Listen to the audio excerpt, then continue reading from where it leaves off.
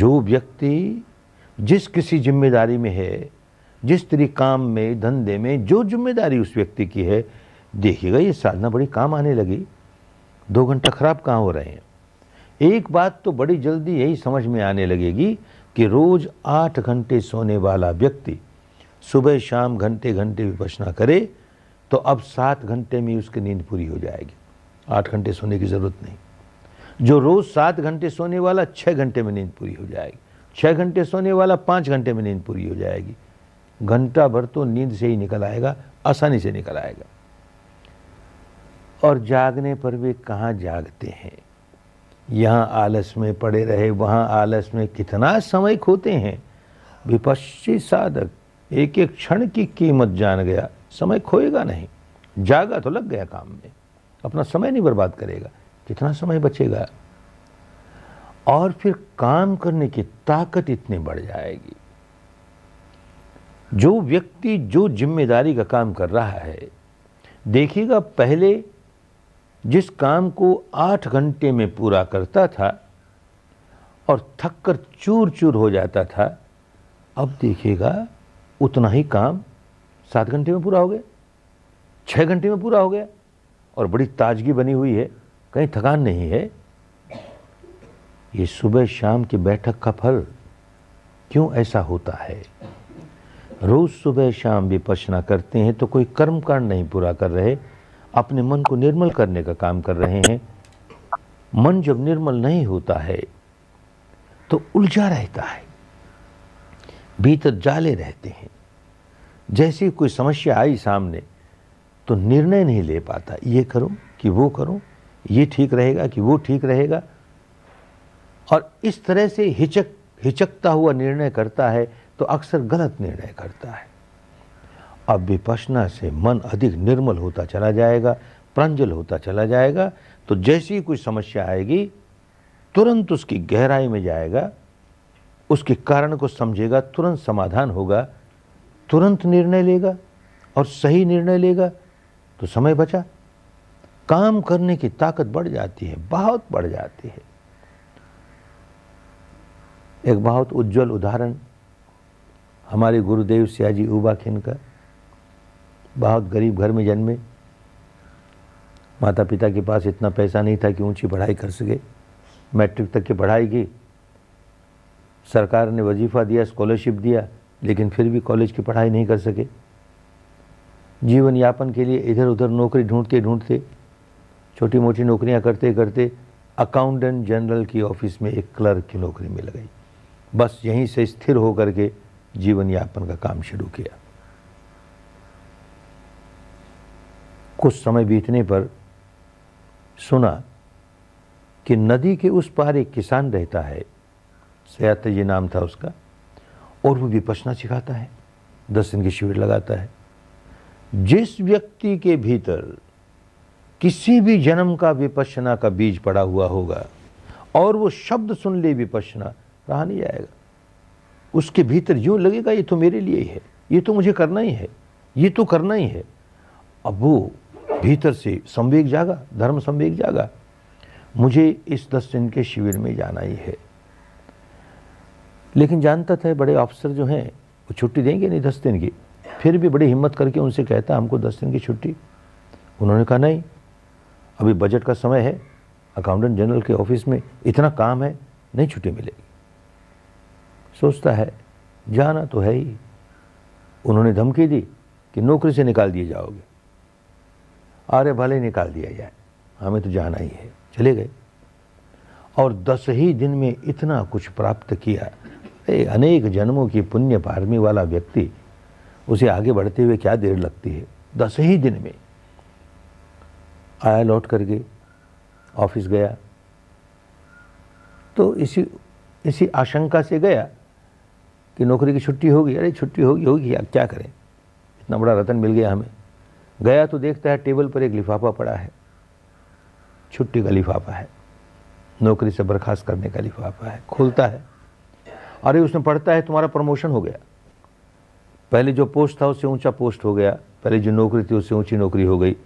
इसका मतलब ये नहीं कि जो जो शिविर में आए हैं घर जाने पर सबको प्रमोशन का लेटर मिलेगा। मिलता है लोगों को, किसी किसी को चिट्ठी लिखते हैं, हमारा ये हो गया, हमारा ये हो गया, अपने अपने पुण्य पार में, अपने अपने पुण्य पार में। अब इस रास्ते जो पड़ा सो पड़ा, अपनी जिम्मेदारियां सारी निभा रहा है, खूब अच्छी तरह काम करता है और इस ध्यान के मार्ग में आगे बढ़ता चला गया।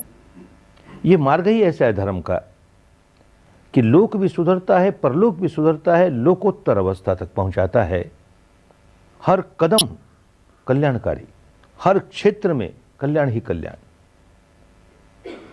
ये व्यक्ति बढ़ते बढ़ते देश का पहला अकाउंटेंट जनरल बन गया। बर्मा देश आजाद हुआ तो सरकार ने सारे शासन का बर्मीकरण किया, स्वाभाविक था।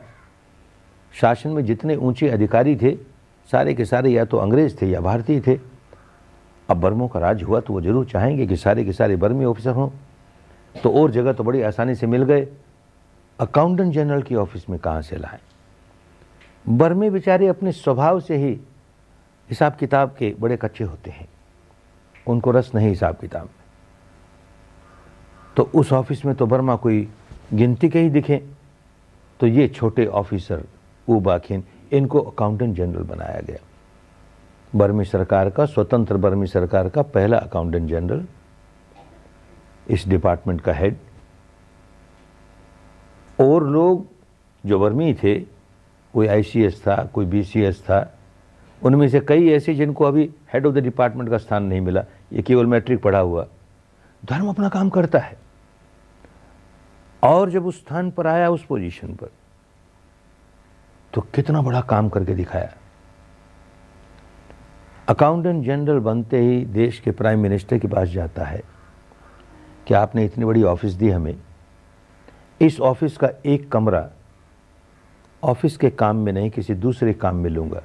क्या दूसरे काम में लोगे? उस कमरे में अपने ऑफिस के कर्मचारियों को 10-10 दिन का शिविर लगा के विपश्यना सिखाऊंगा। और कोई प्राइम मिनिस्टर होता तो डांट पड़ती, ये प्राइम मिनिस्टर बड़ा भला, बड़ा धार्मिक व्यक्ति, अरे उबाखिन जरूर करो, ये तो अच्छी बात है, जरूर करो।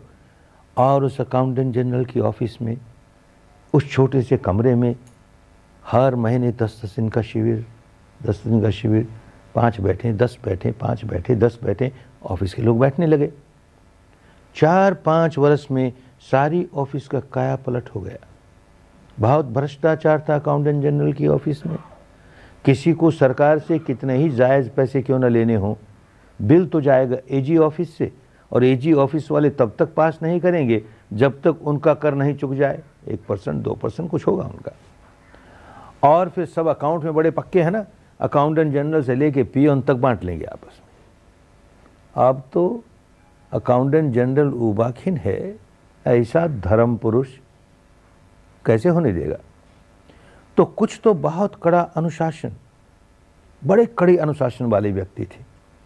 ऐसा नियम बनाया कि जिस व्यक्ति के पास कोई आवेदन पत्र आवे 48 घंटे में उसको फैसला देना पड़ेगा।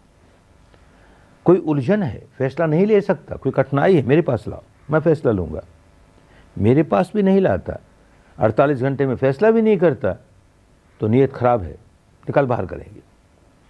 कुछ लोगों पर कड़ा अनुशासन के मारे एक्शन लिए, पर भाई डंडे के जोर से कोई बदलता नहीं, कोई सुधरता नहीं दुनिया में। सुधार किससे हुआ? ये जो धर्म की गंगा में डुबकी लगनी शुरू हुई, धर्म की गंगा में डुबकी लगनी शुरू हुई, बदलने लगे।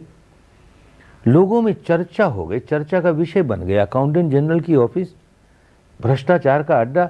अब वहाँ भ्रष्टाचार देखने को नहीं, क्या हो गया? प्राइम मिनिस्टर सुनता है बड़ा खुश, बड़ा भला प्राइम मिनिस्टर था, ईमानदार था, चाहता था देश का शासन सुधरे। जिस देश का शासन सुधरता है उस देश की प्रजा सुधरने लगती है। देश का शासन सुधरे तो बुलाता है उबाखिन को, अरे भाई देख, ऐसा ही भ्रष्टाचार, इससे ज़्यादा भ्रष्टाचार अमुक विभाग में है, उसे ज़रा देखना। मैं तो सरकारी नौकर हूँ, वहाँ हमारा तबादला कर दो, उसको संभालेंगे। नहीं नहीं नहीं, वहाँ ट्रांसफ़र कर देंगे तो इसकी लुटिया फिर डूब जाएगी, इसको भी संभाल और उसको भी देख, इसको भी देख। एक बार में ये व्यक्ति कभी ऐसा भी हुआ कि एक बार में 4-4 विभाग का अध्यक्ष है, एक एक डिपार्टमेंट का हेड हो करके ईमानदारी से काम करे और वहाँ के लोग सारे भ्रष्टाचार वाले हों, उनके भ्रष्टाचार दूर करे। कितना कठिन होता है, जो बेचारे भुक्तभोगी हैं वही जानते हैं कितना कठिन होता है। 4-4 विभाग में काम कर रहा है। ये सब इसलिए बताते हैं कि काम करने की ताकत कितनी बढ़ जाती है, कितनी बढ़ जाती है। उनके बारे में यह प्रसिद्ध था कि जिस किसी विभाग में जाएंगे और टेबल पर जो केस आए, उसके पास जितने फाइल आए, जब वापस जाएंगे उस विभाग से 2 घंटा काम करेंगे कि 4 घंटा काम करेंगे, क्योंकि और विभागों में भी जाना है, जब वापस जाएंगे टेबल पर एक फाइल नहीं बचेगा, सारे फाइलों पर डिसीजन दे दिया। क्यों ताकत बढ़ती है? चित्त इतना निर्मल, मन इतना शांत, इतनी समता, इतना संतुलन, प्रॉब्लम नहीं, कोई समस्या नहीं, सारी समस्याओं का समाधान इतनी जल्दी, बड़ा क्विक डिसीजन और बड़ा राइट डिसीजन, सही डिसीजन होता है। काम करने की ताकत बहुत बढ़ती है, बड़े अच्छे परिणाम ऐसे लोग तैयार किए कि कार्य क्षमता भी बढ़ाई उनकी और ईमानदारी भी बढ़ाई उनकी, देश के शासन में बहुत बड़ा योगदान उसको सुधारने में। 55 वर्ष की उम्र में सरकारी नियमों के अनुसार रिटायर हुए। सरकार कहती है बाबा तुम नहीं रिटायर होना, तुमको तो काम करना ही पड़ेगा, तुम्हारे जैसा आदमी कहाँ मिले हमें, तो 1 साल और एक्सटेंशन, 1 साल और, यूँ 3 साल एक्सटेंशन देने के बाद तो गवर्नमेंट सर्वेंट रूल्स, 3 साल के बाद एक्सटेंशन नहीं, तो सरकार बदलती है रूल्स को। ये रूल सब पर लागू होंगे, ऊबाखिन पर नहीं होंगे, इसको तो काम करना ही पड़ेगा। तो 4 साल, तो 5 साल, तो 7 साल, तो 10 साल, तो 12 साल, 67 वर्ष का बूढ़ा हो गया और किए जा रहा है।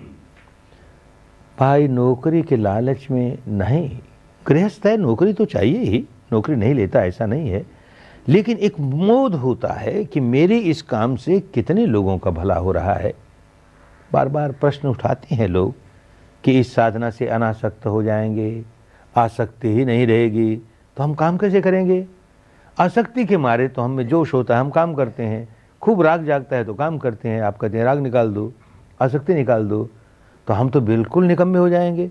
अपना परिवार कैसे पालेंगे, अपनी जिम्मेदारी कैसे निभाएंगे, क्योंकि अनासक्त होकर काम करना कभी सीखा ही नहीं, जाना ही नहीं कि अनासक्त होकर भी काम किया जा सकता है। गुजरेगा इसमें से तब जानेगा। जितना आसक्त होकर काम करता है उससे कई गुना ज़्यादा काम करेगा, अनासक्त होकर के बात बदल जाएगी। आसक्त होकर काम करता है तो अहम भाव प्रमुख है मेरे लिए, और जहाँ अहम भाव का जीवन जीता है, आत्म केंद्रित जीवन जीता है, भीतर से बड़ा तनाव आता है। काम तो करता है, इस तनाव के साथ करता है, इस खिंचाव के साथ करता है, इस पीड़ा के साथ करता है। वही काम अब आत्म भाव नहीं है। अरे मेरा भला तो है ही, औरों का भी देख कितना भला, मेरे इस काम से देख औरों का भी कितना भला। जहाँ ये हुआ कि स्व केंद्रित जीवन टूटा, अब तो जरा भी तनाव का नामो निशान नहीं, बड़ी सुख शांति के साथ काम कर रहा है। बहुत ताकत बढ़ती है काम करने की। ऐसी बात केवल एक उबाखिन में हो जाती तो कहते न जाने कोई चमत्कार होगा। भाई हमने अपने अनुभव से भी जाना, काम करने की ताकत बहुत बढ़ती है। हमने अनेक साधकों की बात भी सुनी, पत्र आते ही रहते हैं, कोई मिलता है तो कहता है कि ये विपश्यना क्या मिल गई, हमारी तो काम करने की ताकत बहुत बढ़ गई, अब देखो हमने अपना काम बढ़ा लिया और उसमें देखो इसका सफलता मिलने लगी। ऐसा होता ही है। लौकिक क्षेत्र में भी लाभ, परलौकिक क्षेत्र में भी लाभ, और लोकोत्तर अवस्था तक पहुंचाने वाला मार्ग धर्म तो हर कदम पर कल्याण करने वाला, मंगल करने वाला। तो घबराए नहीं। साल भर